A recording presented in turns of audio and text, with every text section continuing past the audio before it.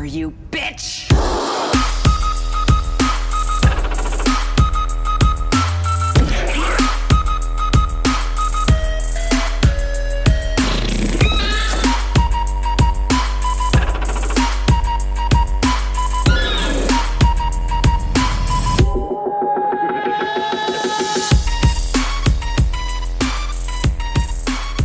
Hello, welcome to the Xenopod, a show where we're going to talk about, contextualise, criticise the Alien films, the films in the Alien franchise. I'm Simon Bowie. I'm joined by my co-host Jim Ross. Hi there. And this is a brief introductory episode where we're going to outline what this project is, what we're going to be talking about, and why the Alien franchise. Basically, over the course of however many episodes this is going to take, this podcast series will look at each of the Alien films in turn. So from Alien to Alien Resurrections, and then into the Alien vs Predator films, onto Prometheus and Alien Covenant.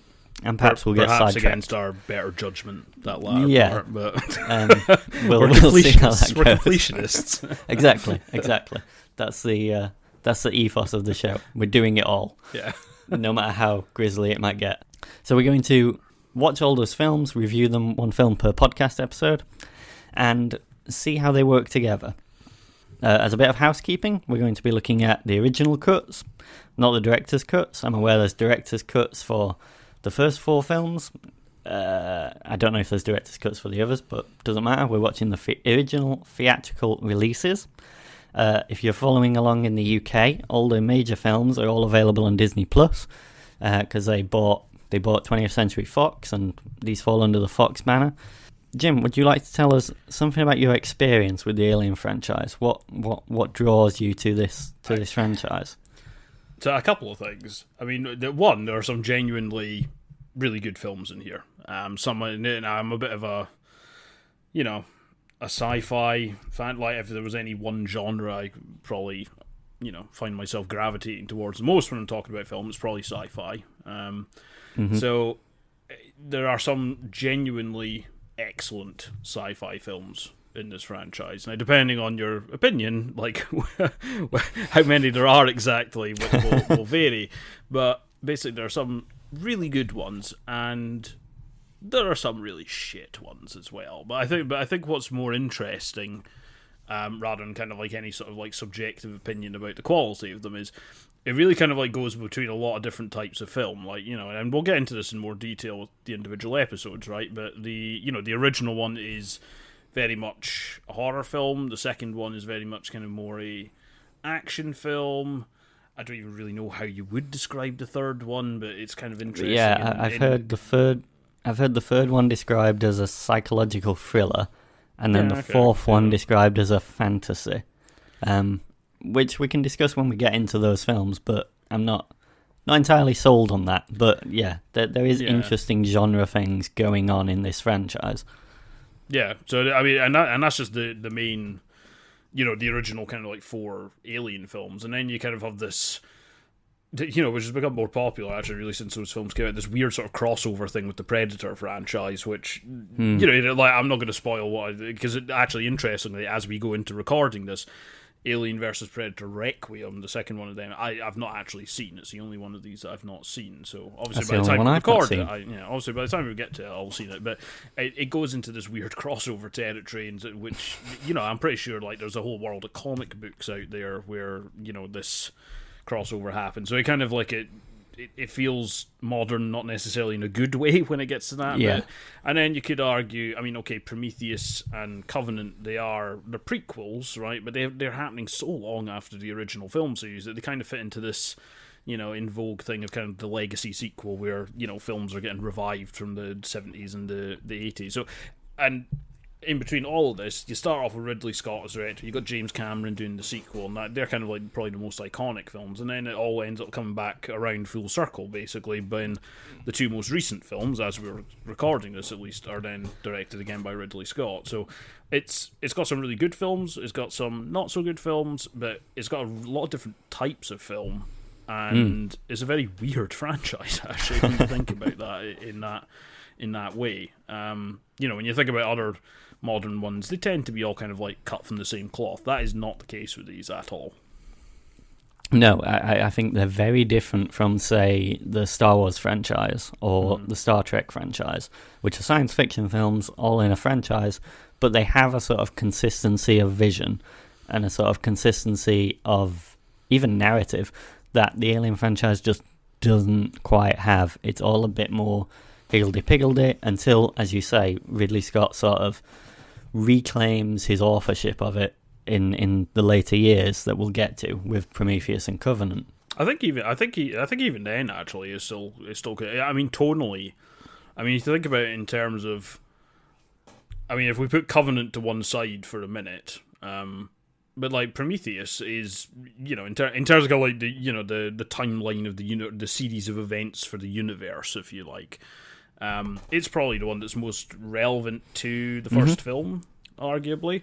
But the tone is completely different. I mean, the first one, you know, which we'll talk about in the first episode, is, you know, it's a much kind of like smaller, more claustrophobic horror film, and then the immediate thing done by the same director, and this is, you know, ostensibly all part of the vision in his head, is it's one of these slightly loftier sci-fi films with kind of grand ideas about creation, things like it. So in that sense, it's.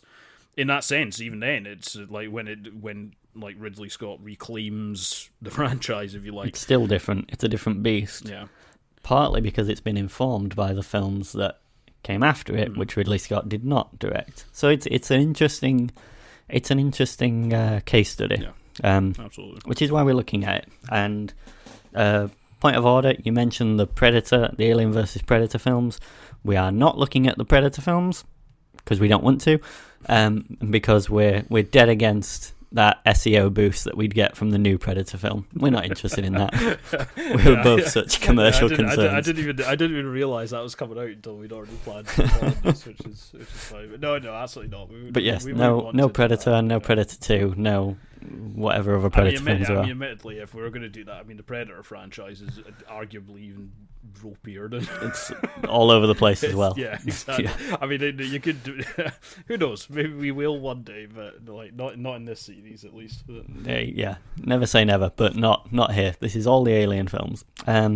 So yeah, I think that gets into the reason for the show. The reason for this project is to look at the Alien franchise as this kind of continuous text. When I was studying cultural studies, you find that there's a lot of academic work and a lot of cultural criticism on Alien and on aliens. I'm thinking of Roger Luckhurst's BFI Film Classics book on Alien. Ros Kavanagh, a cultural critic and writer, wrote From Alien to the Matrix. And in that, she does a case study of the first 4 films. But there's less academic work on the franchise as a whole and treating it as this collective, continuous text rather than just focusing on the good ones. So we want to look at all the films and treat them as one continuous piece of filmmaking, as it were, to see how you've talked about, Jim, how it develops, how it changes, how the genre changes, and how that informs later films, because I think it's an interesting journey. And it certainly does get into very different qualities of film, as I'm sure we'll see as we go through. We'll discuss it in the first episode. I think the first film is essentially a perfect film, and it's, you know, I'm shooting myself in the foot with this podcast because it's all downhill from there for me. Yeah, but that's what we'll be exploring. It's interesting what you said there, actually, in terms of like viewing it as a continuous text, and, you know, looking at it, how the filmmaking approach differs. And I think particularly this will come out in when we look at the first 4 films in particular, because there are certain aspects of those which they really kind of reflect the times in which they were made. Right, and I don't mean that in a sort of like, outdated opinions and like nothing like that. What I mean is, you've got this kind of like small, intimate, claustrophobic horror film at the start. Then in the middle of the 1980s, you have this action film, which, okay, yes, the protagonist is female, but like there's so much kind of like, you know, unbridled machismo, like, you know, through the whole thing. It kind of feels a part of all those ridiculous action films of the 80s, but just in a, in my view anyway, we'll get to that when we get to the episode, a slightly, a more intelligent way of doing it, I think. And then the third one is this sort of weird little studio interference thing where it tries to kind of go back to basics. And then the fourth one, and then, you got Resurrection, where I like to think that basically Alien is one of these franchises of these ironic titles, right? When Resurrection basically, killed the franchise off for a very long time. But that kind of even reflects when that film was made in the late 90s. And I think, I can't remember if there was if he's credited or uncredited, but Joss Whedon, without getting into what a horrible person he is, had like rewrites on that and a script and like that comes through, and that kind of not even rewrites. I think he's the main screenwriter.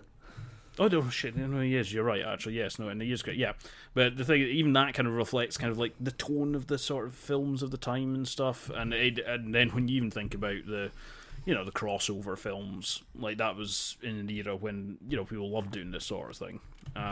It's just it's an interesting one to see how it reflects the environment in which films of that scale were being made, how they were approached, the tone, and the fact that it basically all stems from this one quite small film. It was only Ridley Scott's second film, I think, in 1979. It's just kind of incredible to think about, really. Yeah, I think that gets onto something else we're interested in here, which is the kind of contextualization of these films, of putting them in their historical place. Because now it's easy to see the Alien films as this decade-spanning franchise, long-running since the 70s. But when you go back and look at each film individually, you don't actually get a sense of that. Each film works differently depending on its historical context. And we'll get into this with the first film in the first episode, but yeah, contextualizing it in the broader scope of kind of Hollywood history and film history more generally will be an interesting part of this exercise, I think. So yeah, we are excited to go on this journey to discover these Alien films. We hope you'll subscribe to this podcast feed with this introductory podcast. Podcasts will be coming out fairly regularly on a schedule that we'll put on Twitter at the Xenopod. So do follow us there as well.